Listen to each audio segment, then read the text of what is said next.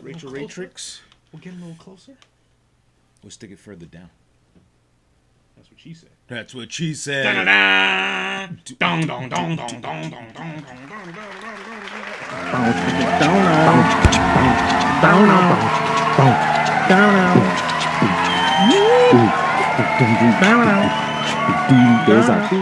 Good morning, everyone. Great to see you. Great to be you. We are in the building, in the new studio. New-ish studio-ish. Newish studio-ish. Yeah. So, how are you, sir? Yankee jersey on. I'm doing awesome. You going to a game? No, I'm not going to a game. Watching a game? I will be watching a game this evening. Okay. Who do they play? Tampa. They play in Baltimore. Baltimore Orioles. They swept them yesterday in a doubleheader. A no-hitter? Swept them. So that means there were two games in a doubleheader. They won both games. Oh, okay. So now they play the third. Yes, they have actually the fourth because they played one Friday. Uh-huh. Played two yesterday, and then they're gonna play one more today. So hopefully we'll win. Why this so many one. games? Is like a mini series? One was like a makeup game from a rainout. Okay. In Baltimore, so they attached it to another game, and they did that. Day-night doubleheader? So it's not like a true doubleheader.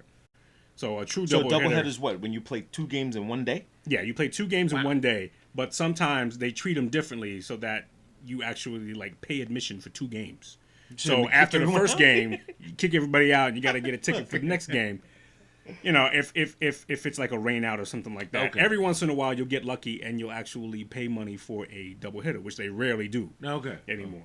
That seems fun, though. I mean, the fans would. I mean, that's something that the fans should appreciate, right? You get something back. You get something back for your loyalty, right? For your loyalty to the stance. The Baltimore Orioles. They any good this year? No, they suck. They suck. Baltimore's a funny city. You ever been to that? The harbor? Yeah. Yeah. It's like The Wire, right? Where the Wire. It is. Yeah, it's beautiful. Yeah. But then you look and you're like, oh, that's okay. That's where I should not go. Right. Don't go there. Yeah, it's pretty. Baltimore is a funny city. Like it's so small. Like you could do the whole thing in like an hour. Like you can go. You could like circle it and be like, that's it. We saw it all. All right, I'm leaving. We see all I'm leaving. Exactly. That's a hit. Okay, I got some crabs. And right. I'm gone. Right. And then even the crabs is like really you got to go down Maryland, like Yeah. Gaithersburg or Silver Springs or something like that. Right. Phillips Crab House. I go with that one. The Phillips Crab House. Yeah. I think I've been to that one. I can't remember which one. Yeah, they. I remember when I was at the hotel. That was the chef was always. You gotta buy Phillips. You gotta get the Phillips. We need Phillips. Phillips crabs. Yeah. You wonder if it's just the crab. Right. If it's just the crab itself, what difference does it make? If you're maybe, pulling it out the same damn bay. Well, maybe it's from where the water comes, like where they fish from. Like maybe, I would assume because you're right. I mean, it's a crab, right? Right. It's fucking. They're all fucking. Like if you pull them from and you give me one and give you the other one, and somebody says no, you got to get Chad's crabs. This is the same damn thing. So. Yeah. True indeed. But speaking of crabs, there's a place here on Long Beach Road. Is it Long Beach Road? Ben's Crab. No. Fucking awesome. Is it really? Yeah, they took me there for birthday, Father's Day. Okay. Deal. It's a little too hip hoppy for me. Like Okay. I mean, too hip hoppy. Yeah, I mean, all right. You kind of want to be around your peoples, but you don't want it to be ghetto. Like, you know what I'm saying? Right. Now, waiter comes up, yo, my nigga, what you need? Right. So the interesting thing about it is, it's all Chinese people running it, right? The Chinese people run it, but they have black people working there. So all the waitresses, so Chinese people own it, right? Okay. So it's almost like, my nigga, what's good? Like, what you getting? And I'm like, no, I don't want to be my nigga now. I want crabs. That's right. I want crabs. I didn't come for my niggas thing. That's right. And your bitch, what your bitch want? Yeah. What you fuck y'all? Y'all snacking on these joints, man. These joints is crazy, bro. They're fucking crap. But they do give you a nice spread, though. They give you the bag, they give you gloves and Oh, so you get pile shit on you, give you the bib. Put a bib on you. Go to town. Put a bib on you. They give you gloves and this steam bag of crab that you just tear open into, and it's all butter and garlic and fucking. That's delicious. That sounds delicious. It's fucking awesome. It's so good, and you just make a mess. That's fucking delicious. What is it? Is it like just crab, or you have? Is Well, it have like a whole? they have everything there. They sell fucking burgers. They sell, you know. No, but I mean like the steam thing you get. Does it have other things? Because like a lot of times they do it like a boil, and you get corn and sausage it's a boil. and shit. Oh, okay. Yes, and so shrimp it's and all got that shit in fucking, there. chorizos in there and that's corns I love and that. it's a boil. It's a boil. Yeah, it's fucking great. The best one I went to, there was one in Seattle. I went to. And they do it just like that. They hand it. I mean, there's no silverware on the damn plate. There was none. Everything's covered in newspaper, and there's like rolls of paper towels. Right. And they drop it, and they give you a bucket. They say, "You want something to drink?" Right. That's what they did. Oh yes. They and then they leave, and then they come back like 45 minutes later. True. And see how you done. And I was like you. I was sweating my ass off. I was, it's so good. I'm sweating. I'm hanging over it, and I don't want to stop. It's so good. It was so fucking good. Sometimes you gotta take a breath. Sometimes you gotta put. Yeah. My wife says, "Put your hands on the table." Right. Just put your hands on. Just stop. Breathe. God damn it. Yeah, it was so good. And now, you know, they have this Sundays is like this Sunday brunch. So they advertise it with these hot chicks on the cover, like on Instagram. You'll see Ben's Crab brunch, you know, and they show like these hot girls, like they're gonna be there, like, you know what I'm saying? They're not there. And it's all like chicks brunch, you know, get together, blah blah blah. Ben's Crab. It's a cool place though. Cool place. Ben's Crab on Long Beach Road. Ben's Crab on Long Beach Road. Check it out. It's you know where BurgerFi is? Yes. Okay, so it's up. It's closer to where there's a what's the other one? IHOP. There's an IHOP. Okay. Right up there, the same road where BurgerFi is. All right. Yeah, it's pretty cool. All right. You like BurgerFi? It's a little overpriced. They tried to do one across the street from the campus where my wife works. Yeah. And it just didn't. It's like that. It was like a little too overpriced. It's too overpriced. For, you know, they're trying to. I think that there's this building there where like every 8 months there's a new restaurant. There's a new restaurant. There's a new thing going on there because they're trying to find a market. I think, and everything that goes there doesn't last more than like a year. Chick-fil-A. You know. You put a Chick-fil-A there, they can't lose. Chick-fil-A. If they put a Chick-fil-A there, they won't Chipotle? lose. Well, there's Chipotle down the street. block, yeah. But yeah, you like a so something like a Chick-fil-A or yeah. Yeah, that'll work. That'll work. I Chick-fil-A mean, you got a shitload of those Polo Loco Polos. Oh, Pollo Loco. Pollo Locos. There's a down Hempstead side. Yeah. Because there's a huge Spanish population. Yes. There. Yeah. Indeed. Buying buildings. Speaking of Pollo Loco, wow, I love the segues. I heard that your Breaking Bad Pollo Loco has another series or something, a spin-off. Better Call Saul. Yeah. They're on season 4, 3 now. What is? I don't know. No, it's awesome. I haven't checked out this latest season. What'd you say? You said something? Better Call Saul. Better Call Saul. Yes. Okay. That's the name of it. And this is the spin-off of Breaking Bad. Right. This is the lawyer that was in Breaking Bad, Saul Goodman. Is this what's his name? Our friend? Odenkirk? Giancarlo. Giancarlo Esposito's in it. Yeah, yes. Giancarlo Esposito's in it. Yes. And he ran like he ran the place. Los Pollos Hermanos. I actually have a glass with Los Pollos Hermanos. Really? Thing on it. They went through this whole thing where like they actually treated it like a chain, and they actually had like a Los Pollos Hermanos pop up in the Lower East Side. You know, they do that with Coming to America all the time. The McDowell's. Oh yeah. They do McDowell's pop up, and it goes nuts. And so, mind you, I got caught. I think we talked about this. We talked about this before. Man, like you got caught. Fucking driving. I was like, where? They said it's on Queens Boulevard, right up there. Not where they shot the movie at, but up further up Queens Boulevard. And I had just dropped Nisha off at school because she was in Malloy, so went to Malloy, and I'm like, I'm on Queens Boulevard, and I went from Jamaica Avenue to the Parkway. 495. I didn't see no fucking McDowell's pop-up shop here. It was a lie. It was fake. And I was, damn. Well, was it fake, or did it just because a pop-up is just that. It pops up. It's like there for like 24, 48 hours, and then it just goes away. Okay, well, it wasn't there. I mean, it was, people kept saying it's there. They kept showing pictures of people online. And I'm like, no, that's not here. That's in California somewhere. You sure they weren't old pictures?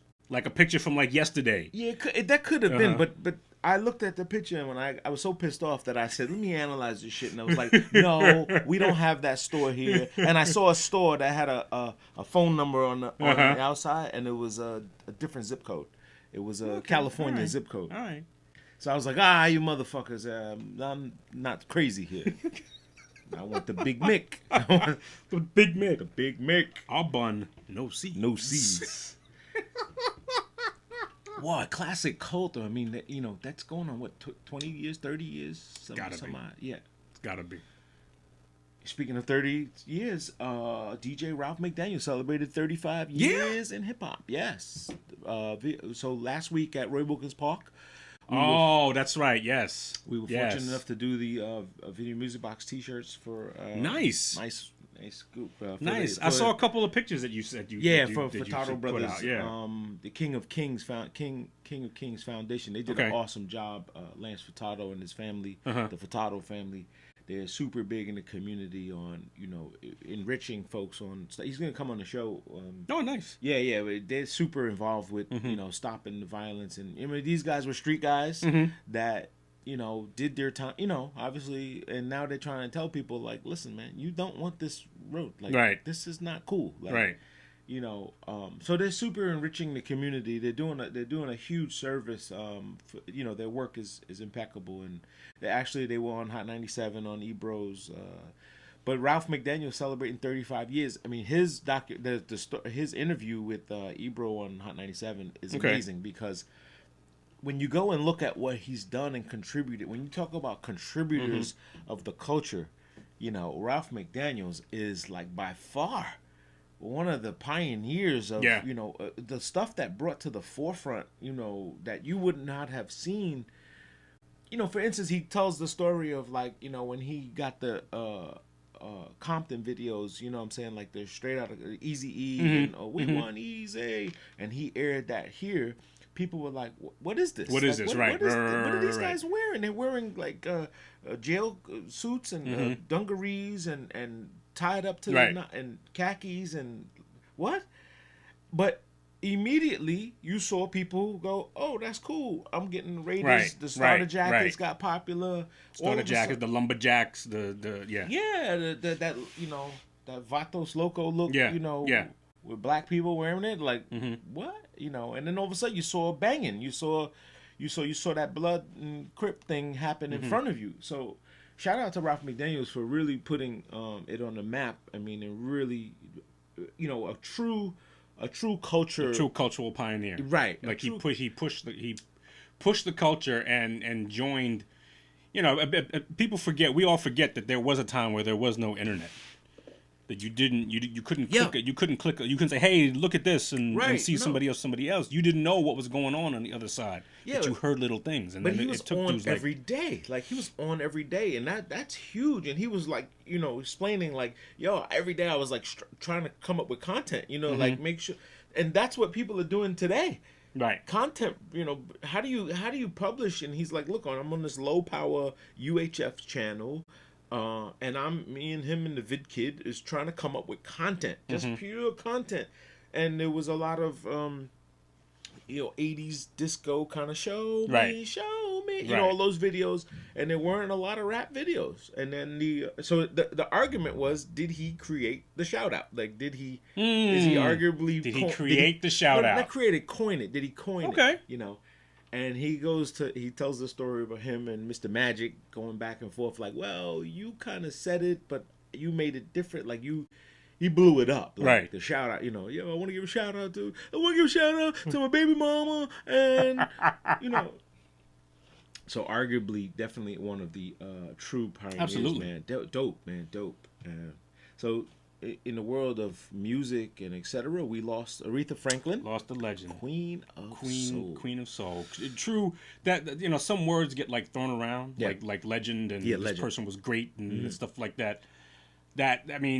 Those words don't even encompass Aretha Franklin. What a class act. Absolutely. She was definitely dope. I mean, when you go back and you like, I love the fact that DJs are going in and they putting together these little, okay, I'm gonna do a Aretha Franklin mix. I'm gonna do that's does fun because you go back and you go, wow, I just forgot. Like, you know, you just forget like all these super talented things she's done and contributed to. So it's, you know, sorely missed, but she had a full life. Yeah, I would assume. Yeah. Hopefully it was a full life. I mean, you know, we never know, but right. it seems like she was like 80, 81. Yeah, I mean, 81. up there. I don't know the specifics. And we also lost John McCain. John McCain passed away over the weekend. Yeah. He's another yes, he did. Another maverick. It's funny. People pulled out since he passed away. People pulled out clips of what like other people. Well, no, like things that other people have said about him. Oh. And you know, so some people are picking on the Huffington Post because the Huffington Post it said when they realized that John McCain was sick. Say, hey, wish John McCain well. He's a true, you know, patriot and blah, blah, blah, blah, blah, blah. But then somebody pulled up all these posts that they made. Said, John McCain is a fucking racist and all this other stuff. John McCain's got no business governing. Oh. So here, like, you can't have it both ways. Like, what do you think about the dude? Yeah. Appreciate you passing on some respect, but you kind of put your foot in his ass like a while ago. Right. So. You know, what is it? But yes, I think I consider him a patriot. The guy was a war veteran, a POW. Right. You know, served his country. And, yeah. And probably, there's this article that came out in the Atlantic. I haven't read it. Mm-hmm. But the title of the article was The Lost Art of Civility? No, The Lost Art of... I can't remember the word now. But it basically said that there's a lost art to... sort of like discussing and negotiating your point to where you can still be a person with class. Yeah. And still get your point across. Right. Understand what you mean, but at the same time, don't have to lower yourself to a standard to which, you know, well, if you don't like it, go fuck yourself type thing. You know, we've become such a polarized society that you can't even disagree. You can't even disagree with somebody. Right. I love the term agree to disagree. Right. Like we agree that we just disagree on this topic, and you're not going to change me. Right. You know, in midstream of my philosophy, you can bring some light and some aspect to it, but you're really not going to. I believe that this is what how it was presented to me. And it's kind of like in sports, right? You see the guys arguing with the referee. He's not going to change. He's not going to change it. Oh, really? I'm sorry. Beep. That's right. Take that back. Rewind. Oh, really? That's how you felt? Oh, let me think about it. Sorry. Yeah, you know what? Let's not do that again. Right. Let's have a do-over. What if you had do-overs in professional sports? Jeez. What if you do-overs? Beep. Hold on. TV timeout. Let's do that one over again. Do-overs. This is Hollywood. Do-overs. Respect the calls. Right. Remember in the courtyard, you just had to respect the call. You had to respect no matter how much of a bullshit call you thought it was. But respect the call. So what happened there? Some people were notoriously known for making bullshit calls. You fucking whiner. You know, one guy foul. Yo, you touched. Well, I can't. Touch you over there. How the fuck am I fouling you? Right, I just touch you. Like I have to touch you to go for the ball. But you know, some people are notoriously known for making bullshit calls. Yep. And that happens in the NBA. I see it a lot where a guy that's just a problem guy, you know, doesn't get those calls because he's notoriously known for faking it. Yeah. And then the guy that really, you know, a Tim Duncan, so to speak, is like never challenged. You know, he's like, you know. Oh, Tim Duncan said you fouled him. You know, it's like, honest guy. You know, no frills. You know, we'll give him the call. We'll give it to him. He's all right. That call. He's a good guy. He's one of the good guys. So, man, who else? We lost. Someone else died too. I know a third one happened. Robin Leach. Oh yes, that's right. Robin Leach. That's right. Robin Leach passed away earlier in the week. Yeah. With the name, some die nameless. Oh man. Robin Leach. It was another full life. Another long full life. Yeah. I mean, you know, I don't think you can. You know, you look at these people, and of course, I'm sure you know there are others. People. Yeah. One thing we forget is that people die all the damn time. So I know. Right. We're not leaving anyone out. Forget that. Right. We're not leaving anyone out. Oh, they died. Yeah. Why do these people gotta die? Because we all die. Guess what? You're gonna die. It's gonna happen at some point. Hopefully later, not sooner. Your ticket will get punched. You know, but it seems like these people they've lived full lives. They had full lives. They've had their successes, and you know, hopefully they've got some. They've handed some stuff down to their succeeding generations and stuff, so that they can sort of like live in it. Yeah, whenever you can live your life in front of everyone else, like for everyone else, and really contribute to, society and being a character, so to speak. I guess an icon, or Yeah. Well, in Aretha Franklin's case, it's an icon. Aretha Franklin's for sure. I mean, damn, RESPCT. I mean, we did that song with. Yes. Remember we in Disney? Oh, I remember that. I have that tape, by the way. Do you really? Of course. I have. Did you digitize it? I have everything. Yes, I have that. That was cool. That was Moni Fly. Moni Fly. Moni Yes. Fly. Moni Fly. Ooh, watch out. Justin. That was fun times. Man, that been about 20 some odd years too. More, because Ron was a baby. Niche wasn't born. Ron was a baby. Justin was probably what, 4? Yeah, Madison wasn't here. Madison wasn't here. It was Justin and Ron. Yeah. Cool. You guys, you and you hadn't had your wedding. Right. You hadn't even had your wedding. Right, because Ron was Ron was a meatball. Because he was right. He was a little pudge. He was a little potato. He's a little Miles. He's a little pudge. Little Miles. Little Miles. Hey, Miles. We're live. I can't see who's on there because I don't have my glasses, and I don't want to reach over and fuck that up. I see DJ Black Magic. Whoever's connected, peace. Coach Joe is on there. Appreciate you looking. See Tommy Danger. What's up, brother? Tommy Danger. We gotta have all these people with these fancy names. Tommy Danger's an icon in this. He's the one who got me really motivated to do this. Yeah? And he's an awesome motivational speaker guy. We worked together for years, but he's one of those, So, speaking of Ralph McDaniels, he's had a TV show on a public channel for a long time. Forever, Danger Vision. I mean, the Danger Vision show has been on there. Who are you talking about? McDaniels or your man? Tommy Danger. Oh, okay. Tommy Danger broadcasts out of Harlem on channel 20, 21. Mm-hmm. Tell me if I'm wrong, right, Tommy? And his show, religiously, like, he just kept putting it out. And, he goes into like 100 and something episodes. And I'm like, dude, like, you really have... and he had guests, he showed videos, right. He showed, and it's like Ralph McDaniels' story, like, no one's paying attention. It's just so low power, because of the medium, right? That you're word of mouth, you know what I'm right. saying? So when I found out about it, I was like, oh man. So I used to watch it, and I did a session on there one time. He had me on once, I think. Excuse me. Yeah. No guttural rumbling coffee. Rumble. But his show is decent, and it's a lot of, shout out to all the content creators. I mean, people that really try to put content out there, not for the bandwagon stuff that most people get caught up with. Most people get caught in the, I'm doing it for the likes. Like I can't help but watch these silly videos and the shit people are doing, just to get attention. Is blowing me away. Like, I mean, I'm really like that's what you got to do. Like, well, look at the shit that with the thing that people were doing with that Drake song, and the challenge, doing the shit out the car and stuff. The videos of people getting hit by cars. Is that real? I don't know. I would think anymore. I see. I'm in the same boat as you. I don't know. I don't know if this is legit, or I don't know if this is bullshit, or whatever. Right. I don't know anymore. That girl that got hit by that car. I mean, it was horrible. Yes. And then you see the comment. Oh, that's fake. I could do that on my phone. I could show you how to get hit by what?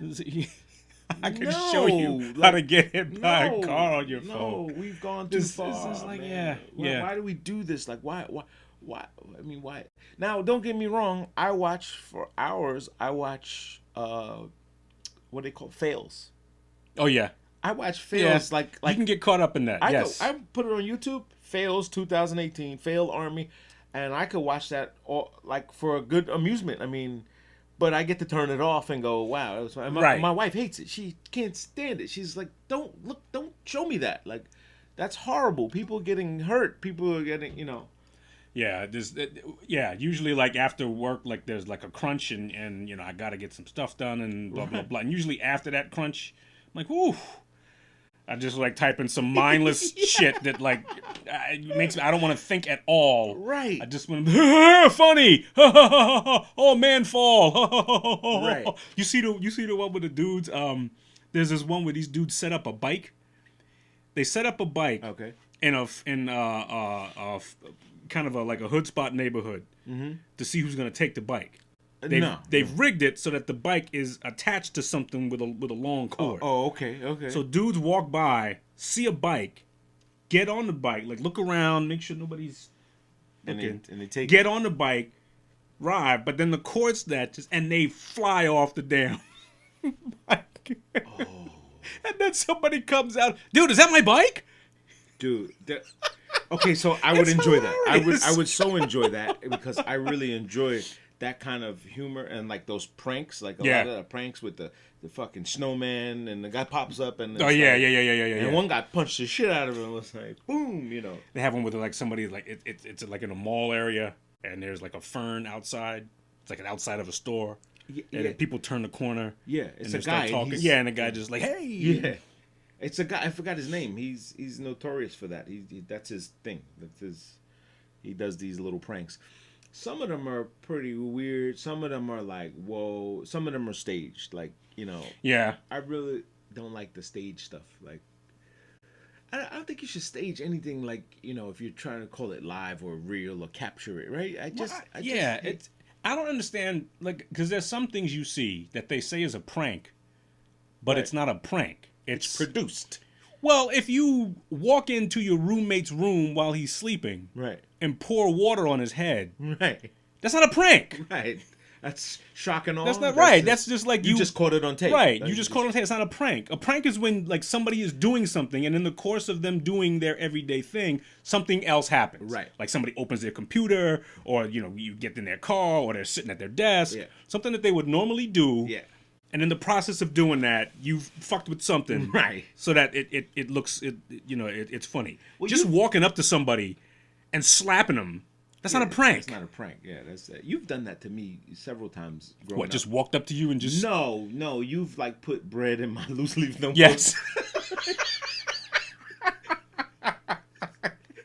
In the ring binder. In the ring binder. Loop through the three. What do you call it? Three ring binders. 3 ring binder.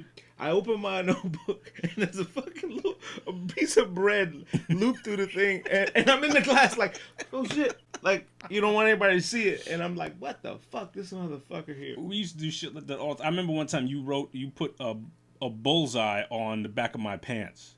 Did I? Yes, I had a pair of brown corduroy pants that I was gonna wear, and you wrote a bullseye on the back of it, and I didn't know it until I get to class, and then everybody and all the people who were picking on me and bullying me would like smack me in the ass, and I didn't know what that was going on. I don't remember that, but I don't doubt it. We used to do shit like that with Mom all the time. They'd put shit in different drawers and when she would come look at it, just like, Now, do you remember the cigarette? Putting flints in the cigarettes? Yes. That was hilarious. And the most hilarious thing... It wasn't hilarious. She kicked you out or something like you got... Well, yes, I did. But the hilarious thing was she would just light up another damn cigarette. But that's a prank. Like, that's a pop thing. Like, that flints, they were made for that. They were like the back of a comic book trick that you buy and you order it and you put I remember that shit, and the fucking cigarette just pop. You so fucking stupid. And she just light up another one. Lit up another one. And a couple times later, she said, "You know what? Get out." Yeah, that was funny, man. But yeah, pranks are fun. I like some that are tasteless, but I don't like when people get hurt. I mean, it's really not worth it. No, it's not worth the joke. Well, one thing I used to do I used to do this to my kids when they were young. I would make pancakes, but I'd make a double pancake and I'd put paper plate in the middle. Like you cut a paper plate and you cut it like this round, and so you make it. So you pour your pancake, you put the paper plate on top of that pancake, and then you pour more batter on top of it. And you put cardboard inside the pancake? Yes, inside the pancake. So you make the pancake. Oh, that's disgusting. And then and then they're cutting the thing. No, that's horrible, man. That's horrible. I've never done anything. I think I won't play with food, like No. You know when somebody's got to eat something and it's disgusting. That's It's not a prank. This is bad. You just fucked with somebody's. Yeah. Like man. if somebody was looking forward to that. Yeah. I'm looking forward to these chicken McNuggets. Yeah. Like I remember that we used to play this game. Back in high school. Smack your food out. Your hand. Like fucking guys. That's not funny, man. That's. Motherfuckers get a beef. Yeah, motherfuckers get a beef patty. As soon as you about to, boom, you just smack your shit out. That's heartbreaking, man. But it was fun back in the days. I guess kids, it was hilarious. Kids are just kids. It was hilarious, and the worst part about it was they wouldn't hook you up and get you another damn beef patty. Right. Like at least be ready to buy me another slice of pizza if you're gonna do that shit. Right, like producers of shows and stuff, they do that. Like they'll do a prank, but then we paid for this. And well, if you see it, somebody signed off on it. Right. That's basically what happened. I mean, look at all the shit that we don't see. That somebody says, "No, I'm gonna fuck this dude up, man. I mean, I don't care." Oh, they had one where the guy, he'd go in the hood and do pranks and shit, and he was like, "What you say, motherfucker?" And they Tyrone. Is that him? The dude that just was, I'm Tyrone, and I'm just like it. Oh no, this must be a new guy. There's a couple of them. There's this one dude who calls himself tackling deadbeat dads. Mm. So he actually has on like football equipment. No. And then people call him that so and so isn't paying his child support. And he just straight tackles. He just pulls up to them. So, yeah, you David. Yeah, man. What the fuck you doing in my yard? God. I have a friend, Keith Prey. He's notorious for tackling those fucking Elmos in the city, like the Elmos, the characters, like that take pictures. He's just tackle them. Yo, he every time he gets his buddy, he's like, "Yo, film this one. I'm going for the Elmo right there," and he's taping and he's looking. Now those guys are fucking badass. Those guys are criminals. Those guys they're not fucking fun characters, especially in Times Square. These motherfuckers are like recovering from heroin addicts, trying to collect some money so that they can stay alive. Yes, right. These are not. These are the dudes that fucking they escaped a fucking Siberian prison. And they're not fucking cool. These some MS-13 motherfuckers. I mean, these guys are like badass criminals. These aren't cute people that want to take pictures with kids. No, not the Disney guys. This is like, look, I'm doing some shit so I can get a fucking high later on the night, and I can keep my ass out of jail. Right. And I was like, yo, dude, you gotta be he's got a ton of videos of him just smashing Elmos and characters. When he goes in Vegas, he says, every time I see one of those fucking costume people to take pictures with you, one of them's going down, and he gets away with it. He runs though. He runs like hell. Like he just tackles a guy, knocks his helmet off. What the fuck, man? Well, some of those dudes. I know the dudes in Times Square have gotten aggressive with tourists. Oh, those guys are bad. Because take a picture and then they want some money. Oh, they follow you. And they follow you, and they're like, hey, yeah. Where's the money? I'm like, what? No, I took a picture with Spider-Man. What the fuck else do you want? And they smell. They smell horrible. Well, I mean, if you're in that thing all day. Yeah, well, I mean, if you start off smelling, is that what you said? Right. I think they came funky, and then they just add funk to it. So, which is pretty crazy. Speaking of such, Johnny Knoxville does it again with Action Point. No, what is he? So he did a movie called Action Point, which is a spin-off of Action Park. Do you remember Action Park? No. What? You're the fifth person I asked that from our era that doesn't remember Action Park. No. You don't remember the amusement park Action Park? Action Park! With fucking raceway cars. Yes. And they had fucking hula hoop jumping shit. People coming out with bloody... I went with Rhythm, okay? Okay. This motherfucker tore his elbow off, like, on the fucking Alpine slide. Uh-huh. This was the most dangerous park in the world. Okay? So I saw this thing, and I'm like, Action Point. I said, wow, this reminds me of... I didn't know it was based on the story of it. And then I Googled it and saw a YouTube video about the park, and I was showing Ron, because he doesn't know. He's born in 93. Right. He's like, what is this place? What are you talking about? You mean this is real? Like, I was like, dude, this place, I remember the Alpine slide, and Riv was like, yo, we gotta get on the fucking Alpine slide. And, there's this cement fucking runway, that comes from the top of the mountain. Comes on top of the house. You take a a ski lift up to the top.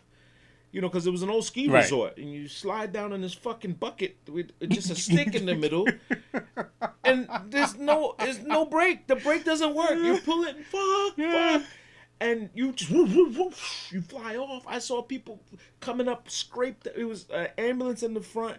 I was like, yo, this is crazy. And the T-shirt, I survived Action Park. You know, only lost 4 ounces of blood. Oh my God. Like and I do remember Action Park. They closed it. They closed it. It was thank God. Yes, but I'm shocked, and I watched a documentary on it. The guy reopened it in 2015, like 2 years ago. I was about to say somebody ran away with a lot of money. Dude, this guy, the family, the father died, but the son reopened it. And he he's like, all right, we got up to snuff with the laws, and, safety bullshit, The safety bullshit. And I was like, how did they get away with this? And he was like, oddly enough, they only had like 1 or 2 lawsuits. You know what I'm saying? Like 1 or 2 that were like negligent, you know, because they told people, at your own risk, you signed up for this. Like, this is some dangerous shit. Like this cannonball water slide thing that he had was, maybe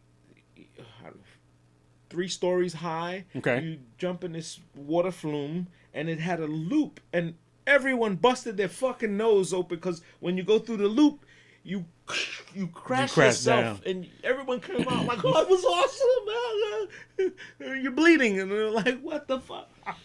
So the king of physical comedy in this era, Johnny Knoxville and his Jackass crew, they did the park like a movie about it. Okay.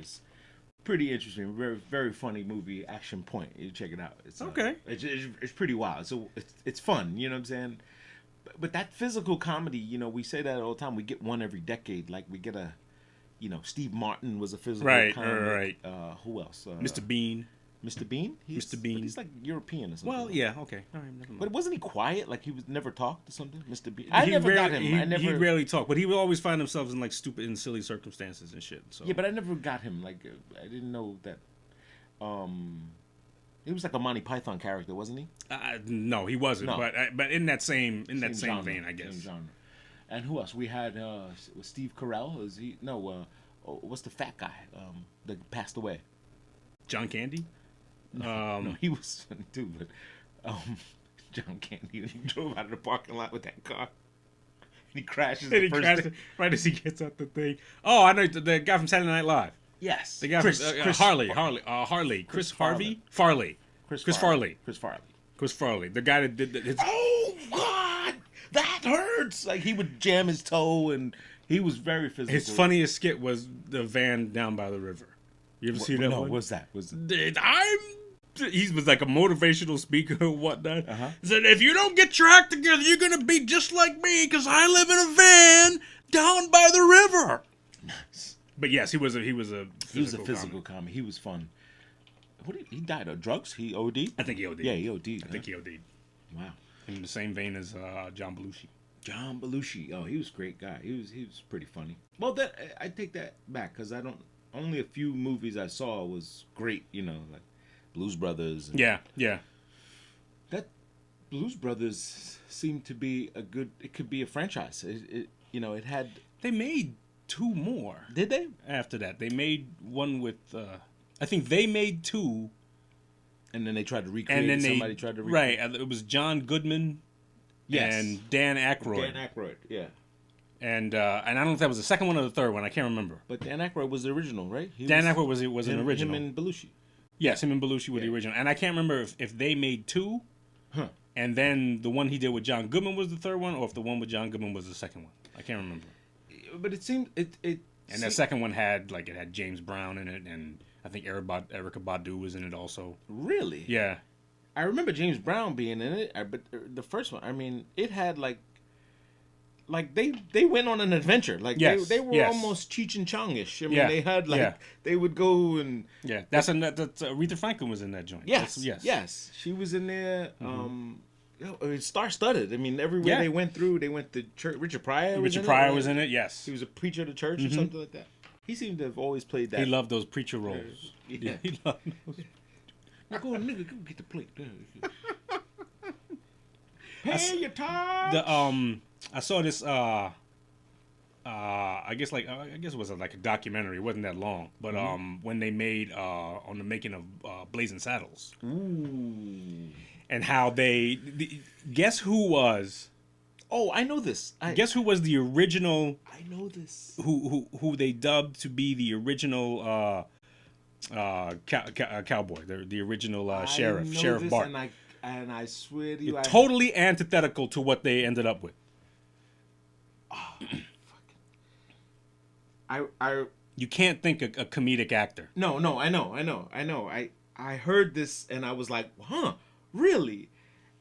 And the guy said he passed on it, and he something happened. He missed the interview or something like that. Who was it? James Earl Jones. James Earl Jones. James Earl Jones was going to play that part. Damn. And then, so that didn't work out, and they gave it to Mel Brooks to see if Mel Brooks wanted to direct it. And he says, okay, but, I want to treat this a little differently. And then you ended up with Cleavon Little. And I think they were considering Richard Pryor for that part. Yes. But they asked Richard Pryor if he would write instead, because he's one of the writers of it. And he said, yeah, he would write instead of doing the part that Cleavon Little played. Which was Mooney, though. Paul Mooney. Paul Mooney, he was a writer, too. Yeah, he was. Yeah, he was a writer, too. Yeah, he was. Man, talent. I mean, if that today... No, you couldn't make that today. You couldn't make that today. Up yours, nigga. Yeah. I mean, come on, you couldn't do that. Excuse me while I whip this out. You couldn't make that movie today. But a lot of those Mel Brooks movies were classic. I mean, this guy was... Young Frankenstein. What's the other one? Yes, no.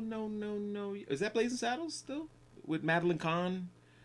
Yes, yeah. It was Blazing Saddles? Yeah. Where it was castrating guys and... Oh, no. And it was, see who lifts up, who gets an erection. Damn. No. Story of Life. The History of the World Part... History of the World. World Part 1 or Part 2 or something like that. History of the World. Yes. That was classic, I mean. But he had a crew. Like, he had... Madeline Kahn, Gene Wilder. Tim Conway. Was What's in the other one. guy? The Tim Conway's sidekick... Harvey Corman. Harvey Korman, yes. Harvey Korman. Yeah. Harvey Korman. Those two were great together. They were great together. Great classic things together. And I just loved it when, like, it almost seemed to like always happen every time they were doing like a skit on the Carol Burnett show or something. Like Tim Conway would crack Harvey Korman up, and he couldn't hold it. Yeah, he couldn't hold it. Yeah, they were classic guys. I mean, that was real comedy, like, really. Well, I guess it's because we hadn't seen stuff like, again, the earlier. We weren't exposed to any of that. Right. I think a lot of people miscredit the good old days with like calling it classic and being it hadn't been done before. Right. And so now it's so overdone that it's not special anymore. Yeah. You know what I'm saying? Well, some things could have been classics, but they keep like I was telling this to my wife the other day when we were watching what this movie came on. The Hangover came on. Yeah.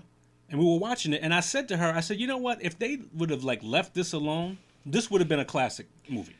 The Hangover would have been a classic if you didn't do part 2 and the other stupid ones that they did after that. If you'd have just left Hangover alone, you could say The Hangover was a classic movie. Okay.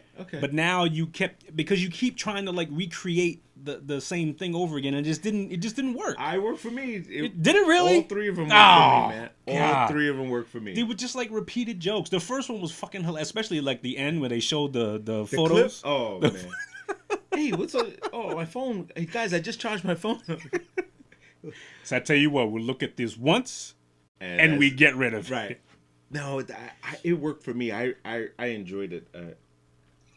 To see it happen again, it's like, come on, guys. What the fuck, man?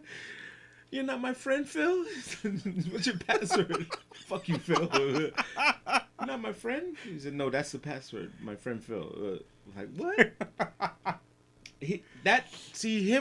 What's his name? Zach Galifianakis? Zach Galifianakis. That's sort of like typecasted him, where it's like, if you're not doing that character, I'm not interested in it. Yeah. I saw him in something else, and I was like, no, this doesn't work. Like, he's done. I mean, he's a pretty good actor. He's a great actor. He's done some things where he was like a recovering addict or something, or it doesn't work for me. He was like It was some teeny bopper movie, but he was like committed to an institution for something, and he just seems totally normal and stuff. But then as time goes on in the movie, you realize, oh, this guy's fucked up. He ain't the. No, he needs the beard, the hair, he needs the look, and it works in the movie. But when you see him not in that character, it's like I don't know. Well, then he lost weight and then all that stuff, and then some people we tend to not like it when fat people lose weight.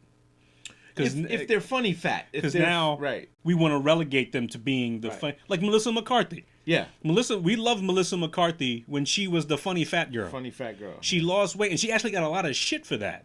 When she lost weight... She couldn't get a part. She got those action movie parts and stuff like that. Yeah, but she told a story about how they were mad that she lost this weight, and they wanted the fat... Right, exactly. They wanted the fat girl back. It was like, hey, speaking of that, she's got this movie coming out. The Happy Time Murders. You know what? I keep seeing this thing pop up, and I think it's gonna be hilarious. Oh, okay. All right. I gotta see it. All right, I gotta see. Is this with the puppet? Yes, it's with the puppets, and this ain't no kid. Don't be taking your little kids to this movie. Right. Don't. Because somebody sent me a post. I think B sent me a post of that, and I was like, "What is this? I mean, what am I looking at? Is a blue cop? Like this guy is blue, and he's like a detective and shit, and he's a puppet." And I'm like, "Okay, I don't know what I'm seeing here, but okay." So that what we talked about, right? Is not been done. So you see, you kind of. It's something different. You enjoy it. Yeah, you can enjoy the uniqueness because you get to discover it. Right. Like I watched a 1972 classic, Coonskin. Okay, Coonskin. Is that Burt Reynolds? No, this is Scatman Crothers. The guy who plays in what's his name? Philip Michael Thomas from Miami Vice. Okay. He's super young in this, and Barry White. Wow. Coonskin, and Marvel. It's a cartoon movie. Like it's cartoon mixed with real movie. So they're scenes, but then they're like overlaid with the cartoon, and they're interacting with it. Okay. It's pretty fucking genius for 1972. And I don't know who directed it or whatever else, but it's nigga this, nigga that, nigga, nigga. It's a lot of today's derogatory statements, and it's kind of offensive. It's about mafia. Guys from the South. Coming up from North Carolina, slave. Piss poor. Right. Got nothing. Go work on the farm. To fuck that, I'm going up to the city. I'm gonna go give me one of these factory jobs and. No, I'm gonna go get me a fucking nightclub and. Okay. and get me some hookers and and turn these tricks out and all this. Get me some bras. Yeah, get some bras, turn a broth. Like really gangster shit. And sell some drugs and get guns and it shows you this evolution of how these guys just come out from the country to come up and it's kind of like the what's his name from Harlem, the Lucas story. The Frank Lucas. Okay, all right. It's kind of like the backstory of that almost. Okay. I mean, it's not supposed to be, but it gives you that feeling of how those country boys, like when he came up, he had all his brothers from his North brothers Carolina and his cousins and whatnot, they were running like, businesses. Really? You get money up there? We'll send the boys up. You know what I'm saying? And they all came up and they started and they became murderers and became gangsters and, they came from nothing. You know what I'm saying? So, but interesting. It was very interesting. I just, I like going back and watching. It's called Coonskin. Coonskin. Yeah. Okay. Yeah, it was genius though. It was how it was put together. It missed. I don't know if it was like a big. I just seen Barry White act is crazy. You know what I'm saying? Well, listen, motherfucker, I'm a fuck, and he's a bear. Like he's totally the cartoon character is him as a bear. Okay, and then it switches from him to being real. And it's Coonskin. It's Coonskin. Okay, pretty fun stuff. I remember that. Cool. You see it online? You see it on? Yeah, I watch it on Showbox or something. Okay. Yes. No idea. What are these networks? What are these networks? Yeah, thumbed around on it. Yeah.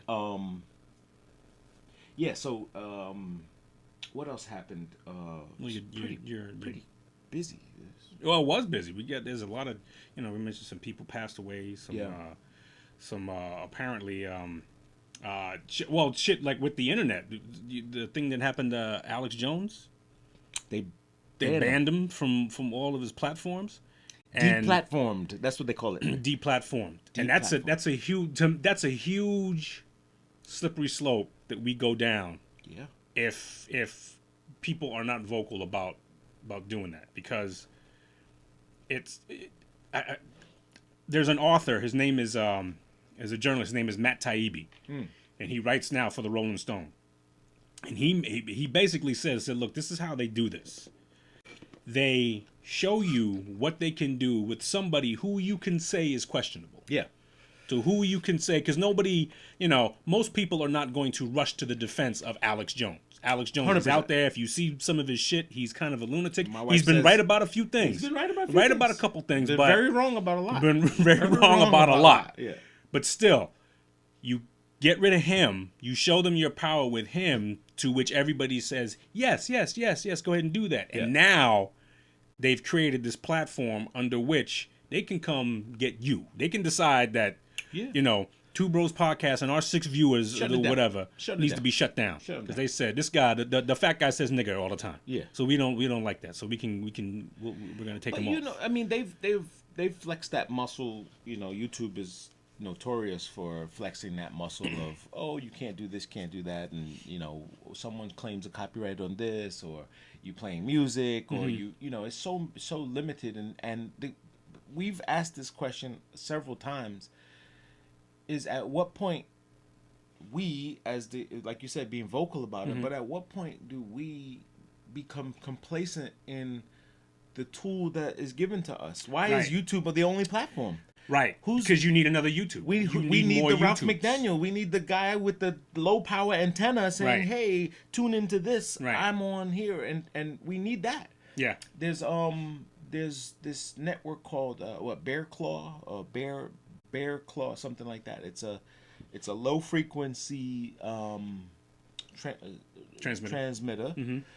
It's gaining some popularity now. It's got. They say you can't put it on your phones because there's something that stops it. Okay. That the network, all of them, iPhone, Samsung, Android, they've all agreed not to let this frequency come in on your phone. But once this is deactivated, all these phones will be free, on this network. Once we figure out how to break that fucking, or pick up that signal. And it's very dangerous because the establishment, so to speak, is like, well, we can't control it. Like, if all these people have, it's peer-to-peer. Right. So, what was another one? Fire Chat. Fire Chat was one that they used in Occupy. Fire Chat was one. But look, before a while ago, WhatsApp was WhatsApp was totally encrypted communication. Oh, so look what happened. They just bought them out. And they bought them out, and that's what you have when you only have platform. Look, Facebook has no problem doing that, because basically the federal government is saying, look, we won't regulate you, but you do what the fuck we want. Right. Once you do what the fuck we want, okay, fine, then we'll go ahead and we won't regulate you. And every once in a while, you throw us a bone by turn over somebody. Right, exactly. Give them up. Go ahead and do that. Give them up. There was this company a while ago. There was this email company, and I think they were a data storage company, who, when all of this shit started, when they started, what's the thing that Bush started, the Patriot Act. Thank you. Yeah. The Patriot Act, where they expanded all of the things, and they came to him and they said, "Hey, look, we need the information of all of your subscribers." Right. And the dude said, "No. This is no. You need to produce a court document. You need to produce court documents saying that you are investigating so and so and so and so, and then I will give you everything." And they kept threatening him, and he finally decided to shut down his server because he wouldn't give up his subscribers. Now, he didn't have millions of subscribers. He was relatively small. But the whole idea was that the government wanted to be able to look into your email, chatto at chatto.com, and be able to check your shit out all the time. And it begs the question, if we're always being watched. 100%. We're always being watched. But then what we come to find out is that now that we're always watched, you can't distinguish certain communications. Right. Did you see that documentary about the guy that created Thin Thread? Yes, that's amazing. Yes, it was amazing what he created. And he said, "Look, it's there to pick up the algorithm bombs, you know, and that stuff, but never was supposed to be reveal the to the person who said it. Right. It was the area. It revealed the communication. Right. This is the communication that's happening. This is where it is. Blah blah blah blah blah. It's amazing. You can still get it. They didn't want to do it. 2 weeks later, 9/11. I know. It. Listen, this is mind blowing, and again, we said it several times. Hollywood does this to us to make sure that, you know, see what the people's consensus is. I'm convinced. Mm-hmm. I'm convinced that it's all, let's play this out in a movie. Let's see how people react to this and see what comes out of it, so that when you can't, same thing, you can't discern what's real and what's fake anymore. You know, we're at the point now where we've seen, if you told somebody a crazy story, they go, "That's a fucking movie. That's you watch too much TV." Yeah. Because you can't, if you say some guy ran down the street with a fucking machine gun and shot doors out and windows, and you fucking bugging, dude. That was a movie. But at the same time, they want to keep you not asking a bunch of questions. Right. Like don't ask a bunch of questions. Right. Just sign this. You agree. Have you ever read that shit when you like signed something? No. That four pages of scroll things down. That boo boo boo boo boo boo a sec and give me the free shit. And you go exactly. Give me the free shit. I want to install it and give me, and then you know they have all your access to all your stuff and whatnot, and then all of a sudden 18 months later, wait a minute, I didn't make a deposit of $200 from my account to the so and so. You create all these points into which somebody can get into your shit. So even the people who have malicious intentions, you know, if you want to say they're Russian hackers or even the Chinese people who just sit there and just make connections all fucking day long. All day long. All day long. And maybe one out of 1.5 million hit. No, there's a reason why you're constantly flooded with content of, you know, people acting like Beast in McDonald's throwing chicken nuggets all over the place. And, you know, there's a reason for that. There's a reason to show people their own, you know, bestiality. You know what I mean? Like that's a form of oppression. You know, that form of oppression is to show you, like, look, you niggas don't deserve this shit. Look what you do to your own fucking thing. Look at, they constantly reveal it to you, to the point where you just a pig in squalor, right? You then say, well, fuck it, I'm never gonna have shit anyway, so I might as well just fuck it up even more. You know, it's like a guy who sees litter and he goes, shit, fuck it. Everybody else threw shit. Everybody else is littering, so I'm throwing why not? my shit on the ground too. So why should I be the one? Why should I be the guy to put mine in the basket? Right. You know, this is a fucked up mentality that people have, and it's dangerous. It is so dangerous on how. We don't see the whole big picture of it. Right. And it goes back to the thing we said about Alex Jones. You know, a lot of us don't like Alex Jones and don't like the things that he says. And so when they came for him, all right, no more Alex Jones. Right. But don't realize that that's the same criteria they will use to come from somebody who is legitimate or come from, and they shut down legitimate news all the fucking time. All the time. I've said it before. Just imagine what you don't see. I've said it on my I've posted this stuff on my Facebook page and whatnot. Don't act like Donald Trump is the first person to shit on news reporters. We've done this the whole time. No. The Obama administration put dudes in jail. Yeah. Put reporters in jail under the Espionage Act. Of course. Tortured a couple of them. Chelsea Manning is one. Was a whistleblower who said that we were going to protect our whistleblowers. No. Gave him up, tortured the fuck out of that, whatever it is. Turned him to a bitch. Male, female, whichever hormone they got. Did he change after? That bugs me out, that story, because it'd be worth changing afterwards. After all that shit, he just went and turned into a chick. Said, "Fuck this, I ain't doing it." I'm Bruce Jennering out. I'm Jennering out. I'm taking my Wheaties, man. I'm eating my Wheaties. I'm gone. Switched up. There's a funny meme that shows Kat Jenner or whatever. Whichever one. What's his? I don't know his name. Anyway, he's sitting on the couch with his leg, cocked up, and there's a pug, a dog, and he's like, "I smell balls." Like he's looking like, "I'm confused. I smell balls." Like, and the dog is like got this weird look on his face, like he's so confused. He's like, "Wait a minute, I smell balls." Like, dogs. Wait a minute, I smell perfume, right, and ball. Yeah. Oh. You reached the maximum hour of Instagram Live. Okay, all right. We've maxed out on Instagram Live. Yeah, man. So crazy, goofy stuff going on in the world. I am a fan of Alex Jones. I've watched him. I'm subscribed to his banter is he's interesting. It's interesting the rabbit hole he goes down. Yeah. Oh, this is crazy. And just like intergalactic child molesters and what is it, like Warren Buffett's gonna start a civil war or some shit guy. like that. Look at him. He always shows him with an ice cream cone. Yeah, it's like, dude, like he needs like a sidekick.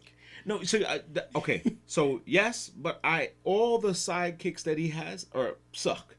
All the kids, they all like pander to him. Well, the dudes that do the InfoWars stuff, they suck. They're all like they're like minions. They're like they like want to be Alex Jones. Yeah. And they keep doing this, like what's the kid, Dice, whatever the fuck his name is. The short blonde hair, the blonde headed guy. I hate him. He's such a pansy. He's such a punk. And he's always out there with his. But people don't. And I'm curious as to how many legitimate followers, interactions that he has with people. Because the ones he always shows are with other stupid people, other dummies, and so he elevates his pomposity, and then they end up looking a little bit more stupid, and that's what you get. But I'm curious as to how many times he actually had a discussion with somebody that had some serious points and made a couple points, and how that goes, or do we ever see those, or do those even happen? I'm sure like somebody made a point that says, well, if you thought about this, but they won't air that. They won't share that. Right. They won't share that. Speaking of that, Sacha Baron Cohen. Is at it again, man. His This Is America thing, or Who Is America? For the life of me, I can't see how this is going on. Like how they're doing this. For whatever, have you seen any of it? I've seen like bits and pieces of it. I've never. I mean, he's had some real what's his Chuck Scarborough. I mean, so he had real people on there. He's like, dude, this is like legit people who should know better. Yeah, man. And I'm like, and one of them was it not Chuck Scarborough. It was one of the classic newscasters, Ted Koppel or one of these motherfuckers. Okay. And he's like, dude, this is not what's happening here. Like, this is I'm not going for this. This is not a real interview. This is you're playing. And he goes, what is I'm doing this with the, And I'm like, you guys don't know this fucking, what was his name, Borat or whatever? Borat Same fucking guy. And GLEG. But the makeup he has is fucking impressive. I mean, he looks like fucking Wally Zerbiak, like. For whatever reason, when you see him, you go, wow, this guy does look like, Wally Zerbiak's got that strong forehead. That strong forehead. And the chin. And chiseled face. Mm-hmm. He looks like him, but he goes and he make this guy fucking, he says, okay, the one way to stop a terrorist is to shame him. They don't like homosexuals, so if you pull his dick, he will drop his gun. So he pulls his dildo out and he goes, okay, everybody, hostage. He's like, I'm taking over the plane or whatever else. And he said, go ahead, grab the dick. And the guy's like, he puts his mouth on it. And this is a gun, NRA guy, like and he goes, yeah, I'll drop your gun. And he's sucking the dildo. And I'm like, wait, what? Now, when you look at it, it's like, what is this homo shit? Like, what is this? It's like crazy. But he's really showing you how stupid people can be. Like, they fall for the banana in the tailpipe. Not gonna fall for the banana in the tailpipe. Is this the man who been hanging out with this guy? Wrecked the buffet at Victor Maitland's social club? Hey, man, I got thrown out of a window. Yeah. That's another one. Why doesn't Eddie Murphy do more shit? Why does he do more original stuff? Why doesn't he do more stuff? Just at all. I mean, he came out with some great. Like that Beverly Hills Cop was a great franchise. Classic, that last one was stupid. The third one, yeah. Was that with the red clay? That was with the second one was the red clay. The third one was the amusement park. I don't remember. Yeah, I don't remember that one. Yeah, that was that Nutty Professor was a great franchise. Great. Shit. My favorite movie is Bowfinger. Bowfinger is classic. Bowfinger is a great movie. Norbit. I like Norbit. Norbit. Yes, Norbit was one you could do, and that's like it took advantage of like all the things that he, the costume changes and stuff like that. Yeah, and he was good the for makeup that. and did shit. But then he also did Vampire in Brooklyn, which I think is one of the worst fucking movies ever invented. I could agree. It's like Why do it? Like why do that? Like a really, Is that the worst Eddie Murphy movie you could think of? I believe so. I think so. I think it's one of the worst movies ever created. Like somebody made some money off of this movie, and I want my $9 back. I just that was one I did not subscribe. It was just a horrible one, but still, and I just wonder why he just doesn't do more. Like why he doesn't? Okay, fine. You don't want to do any more stand up. Okay, don't do any more stand up. He should do a stand up. He should come back to the Holy Grail and do a stand up. I mean, I don't know if he has the content anymore. I guess when you become that rich, and I guess the fame and Hollywood does weird things to people. Possible. This guy's been messing around with transvestites. And apparently he got a tranny fetish or something. Right. So these, when he's just so bored with regular life, right? Like I don't think he could be, He can't go to the store and do some grocery shopping. It's just like, no, I need a tranny. I mean, but go look at it. And people in Roosevelt, Long Island, it's still like Eddie Murphy lived here. Like this is like they're making fucking sandwiches after him and shit. The Charlie Murphy, they got they still do it. They still hold it hard. And I don't know when the last time he's been to Roosevelt, Long Island, but they could use some help. They could use some help. Yeah, they could. You realize someone told me a long time ago. Roosevelt gets. You just cut me off. I think. All right. Something just came off. You don't hear anything? No. Now I do. Okay. It's short. Yeah, mine's is wiggly too. Oh, okay. Can you hear it now? Yes. Yes. Someone told me that Roosevelt gets their taxes paid by other townships. Really? Yeah. Why? I have no idea. Yeah. I have no idea why.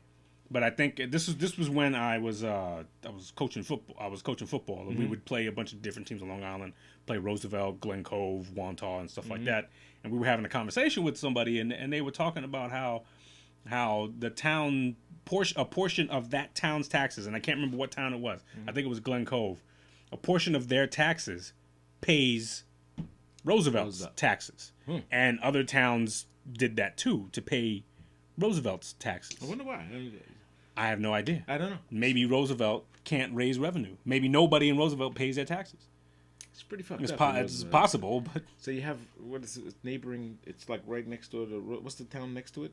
Roosevelt. Then it's Freeport. Then Uniondale. Is it Uniondale? Roosevelt, Uniondale. Yeah. No, there's another town right next to it. There's Westbury or whatever. It turns into Westbury, Uniondale, Roosevelt. I remember there's a school like literally on one block, and then when you cross Broadway or Nassau Boulevard, it's like, no, we're in Roosevelt. No, we're not in here. Right. I'm like, what?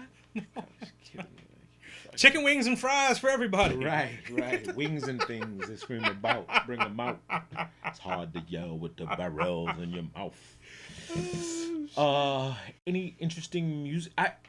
I've been listening to the greatest hits from Queen. Man, what a rock band. That's like just it's kind of funny. That's a great rock band. Like this gay guy had about as much testosterone in his music. I mean, incredible, as anybody, right? as anybody. Like you can't find today. You don't have any testosterone music like lumberjack music, like whatever. Just don't want to stop at all. Right. Yeah. Queen's great band. It rings off great in the car, like and everyone is like, "What's wrong with that guy?" And I'm like, "Damn." Yeah. The show must go on. They got some classics. They do. Queen is Flash Gordon to yes. Queen was a great rock band. I think if I gravitate towards the music, I think it's probably rock. I mean, I love my hip hop. I love my jazz. Yeah. But I think if I had to choose one, I think I'm probably a rocker. Yeah. I think I'm probably a rocker. Who did I said it? Somebody said it best. But I hope I don't have to choose. No. That's the thing. I don't want to choose. Right. This is what I'm arguing with somebody on social media about. for whatever reason, they just believe that you have to choose. Like, I don't know why you have to choose. Why can't you? I mean, you can love Queen and Tribe Called Quest. You can. Why do you have to choose one or the other? Right. You know, I can do my Hall & Oates and I can do my Rakim. Mm-hmm. So why do I have to love one more than I love the other? That is the beauty of music itself. Music has faces. It has modes. It has moods. Mm-hmm. It's clean your car, or it's, go work out at the gym, or whatever you want. You can get that from music. And for people to try to box it, and to be like, this is it. This is the only song left. Right, exactly. This is only the last song left. Like, could you imagine if we only, like in Russia or whatever, like in those communist countries, and it's like there's only like one song, like, pretty much, like 10 songs that we could listen to. Variety does not exist in those. I remember being in China and was on YouTube, and it was like block, and it was like no, they was like no, you have to go to. They have a different YouTube, which begs that same question. Like someone came up with it. Like there's another content. Well, site. It's not. No. I think what happens is the government intercepts it and basically says you can only watch this. Right. You can only watch. But it would be interesting if they did it like obsequiously, right? Like, oh, let me search for this, and then came out some underground shit. Right. You type in some weird stuff, and then Hail Mary comes on or something. Like something else comes. No, we think you should watch this. Hey, listen, we you got to be careful when that's some of the things that we say that we want. We have to be careful and make sure that we're not just like giving away what we have benefited from. I agree. So that somebody else can be safe. Like in California, mm-hmm. I don't know if they've signed this into law or not, but they were making a proposition to where you cannot serve a minor a sugary drink. Wow. You can't serve a minor a sugary drink. You can't serve them a soda. You can't serve them a sugar thing. Yeah. You want to go to... You can't give it to some them. Candy? Now, in California, a minor can determine their gender if they choose. You told me that. So you mean to tell me that a minor can decide their gender, but they can't get a fucking soda? It's fucked up. What the hell are we... I mean, are we really like paying attention to what the hell we're saying? No, we're not. We're not paying attention to it. We're stuck in our phones. I think it's coming. I mean, we're all getting revved up for this. I think everyone's just waiting for a voice to tell them. Like, if everyone's waiting for the hey guys, stop it. Like the cloud to speak. We are, and everybody's waiting for this apocalypse to come, and they're not ready for it. You know what I'm saying? Like, and the thing is, it's not going to be a huge explosion and then things change. Right. Things will get everybody. I hope, as your daughter is now in school. Yeah. Now in college. Yeah. Congratulations, by the way. Thank you. Congratulations. Was easy, sweet. Yeah. Done. Stop, drop, and roll. Get the fuck out. Now that she's in college, hopefully she will read a few books that I consider to be like great books that we should be paying attention to, and one of them is Aldous Huxley's Brave New World, because it basically says that we don't just like give away our freedoms, we don't give away our things, and we don't find ourselves in this thing. We just do it a little bit by little bit, and little bit by little bit we give it away, and then all of a sudden we find ourselves in a scenario to which we've signed everything away off to some entity. Yeah. That determines what we should listen to, what we should read. You can't say this now to somebody. You can't call this person that because that person's going to get upset and all that other stuff. And it's not going to happen, and maybe it won't happen. And if it happens from our government, it happens with the authority of the government, which means if they wanted to, they can show up with guns and make you do what you want to do. Yeah. But, or what you don't want to do, excuse me. Right. I think you're right. I think we have given away a lot of the things that we stand for. I mean, the Constitution is useless at this point, for people. Like, no one is following it, you know what I'm saying? And it's not written for today's society, so it does need the reworking. It needs some amendments. It needs But it's the basis by which it's if you're going to change the Constitution, then you're going to change a foundation. Right. And if you're going to change a foundation, you have to be able to stack everything on top of it and say this holds. Yeah. No, I agree. Yeah. And so it's more than just like saying like you can say you can have a problem with guns. Right. Maybe we shouldn't have a right to have guns. You know. But then when you understand what that means, right, is that it's basically saying you have the right to defend yourself against the potential of a tyrannical government. Yeah. You know. And you have the right to use lethal force to defend your property and protect your that happens all the time. Yes. That happens all the time. You know, you shot my brother. Well, your brother had his head in my window of my house, right. And I don't know what the fuck he's there for, so I shot him. Right. You know. Now the question comes for these NRA people, which I ask, is if you agree with that, then do you agree with a community that says, you know what, this police force is actually against us. They're seizing our homes. Yes. They're breaking in without lawful entry. Right. We're going to arm everybody, and when we see police officers, we're going to right. Because we don't want these police intruding on us. Well, they're a gang. This is a tyrannical. This is the tool of a tyrannical government. It's a gang. Are we willing to support that? Can we support that? Because the knee-jerk reaction from people on the political right would say no. Right. Those are the police. But then if the community says, hey, wait a minute, these guys got no problem busting down a door. They didn't have a warrant, and they went in and did this and whatnot. Sorry, wrong address. Right, exactly. You so look like the guy. Should I not then defend my property from a tyrannical government? It just comes with a huge bill. Like it comes with a huge price to pay. Like you don't just get to go settle. Okay, let's just say that happens, right? And it is a mistake, and you have the ultimate right to do it. You gonna go through hell. Yeah, absolutely. You're gonna lose your job. You're gonna be in court every day. You're still gonna be arrested. You're still gonna be detained.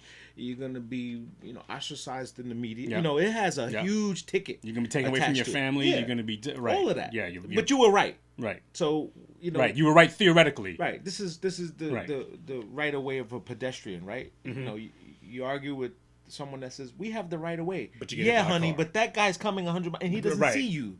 So he doesn't. While you may be in your right, it's not the right thing to do at the time when a speeding car is coming by or whatever else. So I think it's just people just believe in the letter of the land more than they believe in what's happening. The practicality. So there's the practical application to it. I think that goes beyond what the actual letter of the law is. But you're right, man. We're giving away a lot. We're giving away so much of the things that make us important, relevant, and a country. And I think the biggest component that no matter what policy or any one thing that happens or any legislation or whatever else, the biggest component that is always unfortunately overlooked is the fact that there is no unity.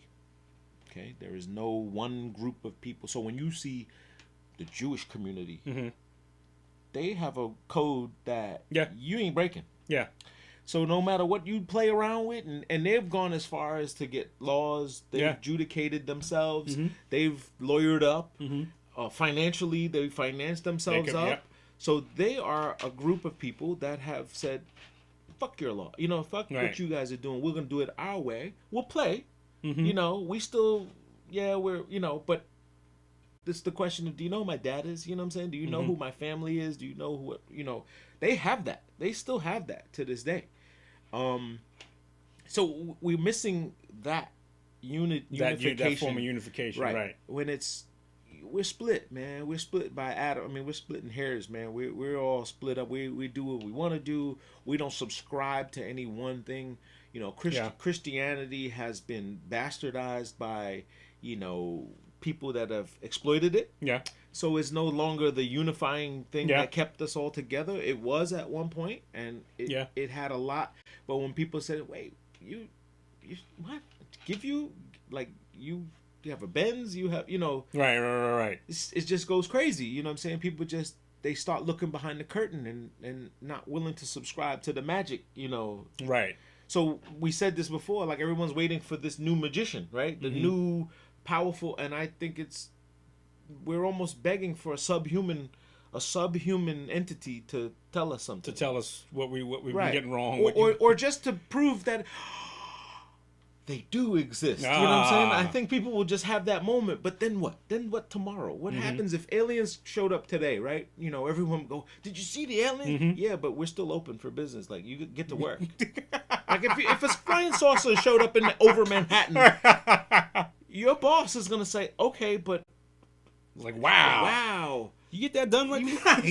You get those papers in? You get that report done? You know, there's still going to happen. Like... We're so desensitized to almost every possible, you know, thing you can see. You like said that earlier. You won't believe it. No, you just won't believe it. Like Trump is the perfect visual to if you told me there was an orange haired guy, a TV show guy that you know says all these bad things and be the leader, you would never believe it. And now, even in front of you, you don't believe it because, you know. Somebody told me that, or I read somewhere where when they were comparing, at least personality-wise, you know, never mind like what their policies are, but when you compare somebody like Barack Obama to Donald Trump, right? Saying Barack Obama is like, as a human being, it's kind of like what we aspire to be. Donald Trump is who we are.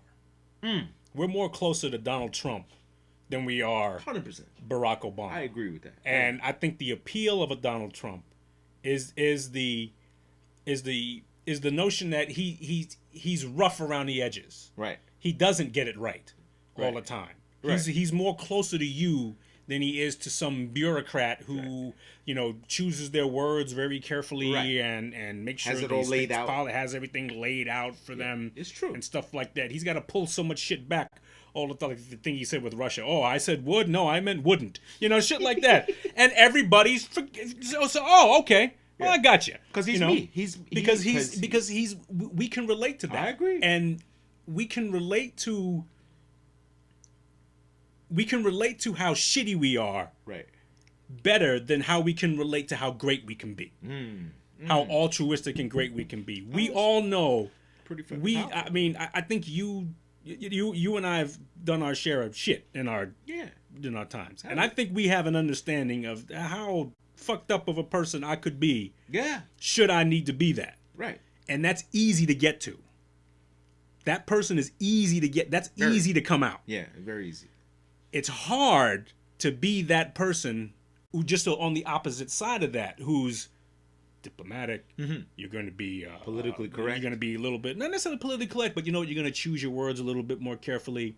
You're going to make sure that your actions empower other people and things like that. You're going to make sure that you are the good force in other things. That's a hard thing to do. That's super hard. That's hard to do. It's hard. It's very hard to do. And when you claim to be that, and you slip, which we all do, people say you're full of shit. Yeah. But if you're the guy that slips and doesn't give a fuck that he slips, everybody says, "Oh, all right." Right. You know, no tricks here, buddy. No tricks here. No, I agree, and I think wholeheartedly that you know that statement is very powerful. By the way, that says a lot about us as a people and what we're looking at in the mirror. You know, whether you like it or not. You know, I tell people all the time, he's not my president. Okay, so really, where do you live? Right, exactly. You live here. You subscribe. Right, he is your president. Right. You're sorry, you don't like it? Sorry. Gotcha. Right. I'm in the same boat. Right. But he's still he's your president. your fucking president. Right. And you ain't gotta like it. And at some point, you have to say, how do we make this work? Like, what's good of this? The good thing is the guy tells you what's on his mind. He tells you right in front of you. Like Gary Vaynerchuk says, hey, at some point you got to stop fighting. You got to start adapting. Yeah. You got to start figuring out how to make this shit work. You know, because I'm sure there's some politicians who are saying, you know what, I still got to deal with this motherfucker, even though I don't like him. Right. So what I got to do? I got to butter him up, tell him how great he is. Yo, Don, Jesus, man, you fucking stop looking all masculine in front of all of us. Good God, man. Well, I'm a true alpha male, and I work out. That's great. Oh, that was a fantastic. Oh, that deal you did. I remember when I read that book, Art of the Deal. Oh my goodness, it changed my life. Yeah. Hey, this is some legislation we really need to pass. All right, take a look at that if you don't mind. Right. All right, you want a drink? Good speech you get. Good speech you get. That was fantastic. You want some KFC? I got some KFC in the back. You want some KFC? KFC. This is really like, I guess so. Apparently, like Air Force One is like full of fast food wrappers. KFC, Jeez. McDonald's. You know, and then and the thing is, when they criticized him about that, His retort was, "Well, I'm supporting American businesses."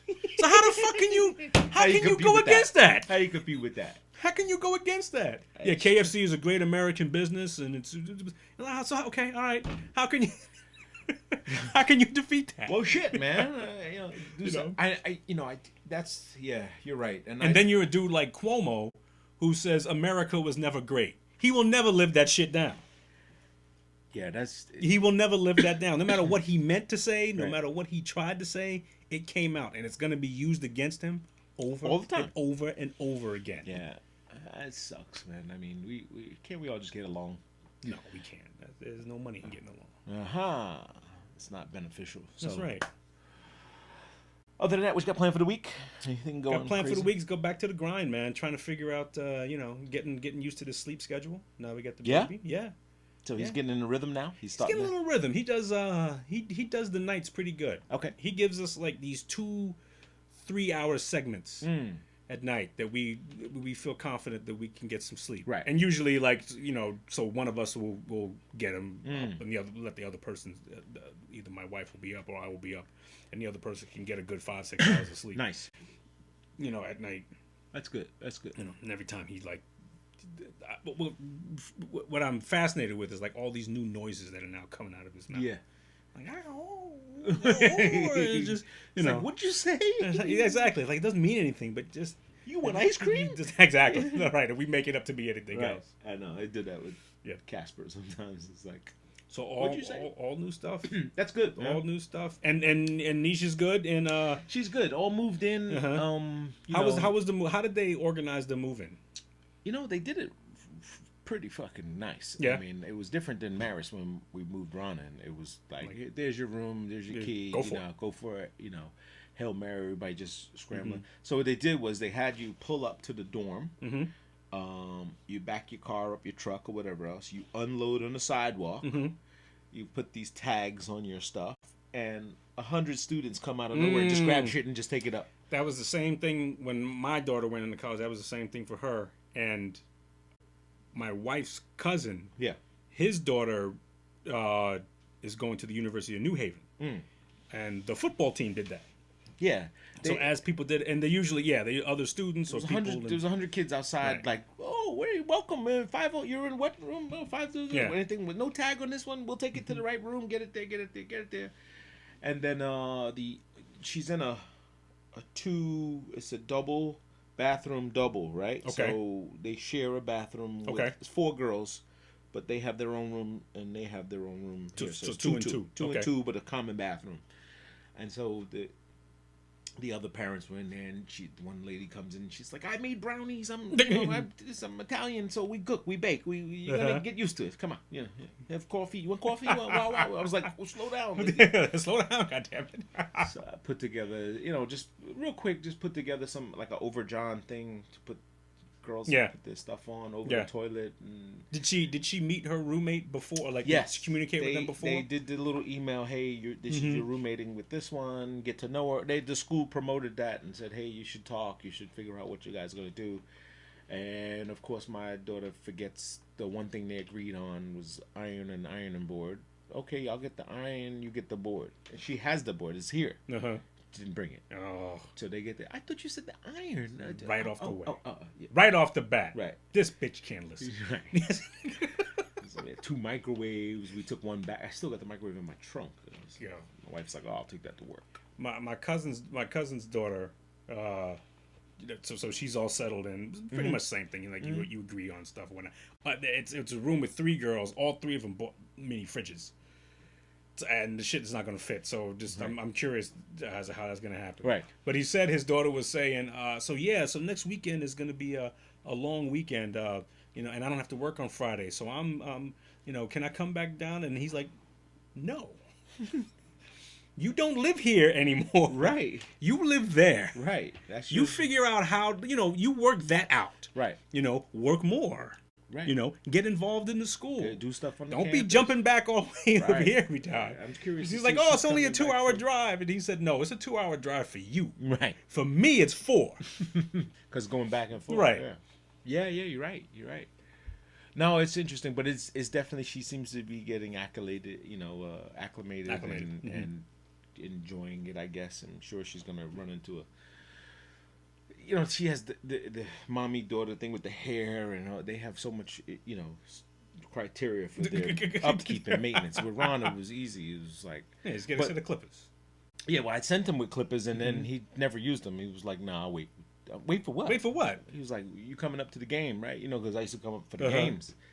He's like, "You think you get here an hour before? Because I need a cut." I'm like, "What?" I said, "Where's everyone else get their hair cut?" Right, exactly. You can't be the only one. I'm sure there's a guy in the barber. There's enough brothers in the school. Like, or you figure somebody's in a room figuring, "Hey, I can make $10 a pop." Right, exactly. So I was like, "Yo," and that skill just never went to him. Like, he just couldn't get it. He just didn't get it. I was like, "Dude, I used to make a killing.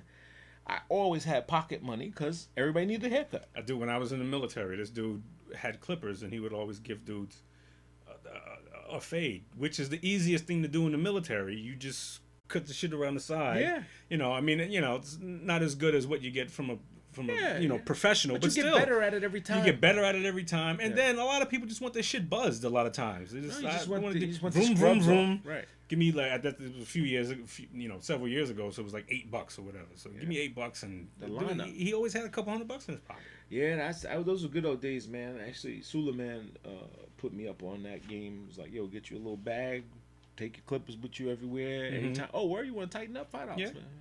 Oh, you want that too? $10.